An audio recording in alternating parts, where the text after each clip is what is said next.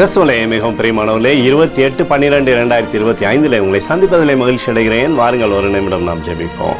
அன்பு தகப்பன், இன்றைக்கு என்னுடைய பாதுகாப்புக்காய் ஜெபிக்கும்படி என் தேவனுடைய சமூகத்திலே வருகிறேன். என் தேவனுடைய சுத்த கிருபையும் நன்மையும் ஆசீர்வாதம் விடுதலும் என்னுடைய வாழ்க்கையிலிருந்து செயல்படும்படி நீ செய்தல்லும்படி ஜெபிக்கிறேன். உடைய கோலும் கைத்தடிமை இவர்களை தேற்றுவதாக. என் தேவனுடைய அன்பின் பிரசனம் எப்போதும் இவரோடு இருந்து செயல்படும்படி நீ செய்தல்லும்படியாய் ஜெபிக்கிறேன்ப்பா.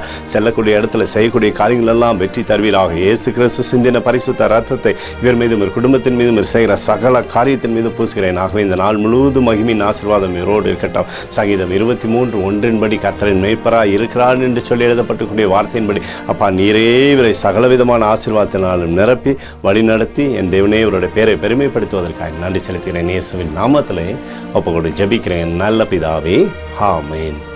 பிரியமான ஜெப பங்காளரே, ஒரு நிமிடம் நம்ம இந்திய தேசத்திற்காக ஜெபிப்போம்.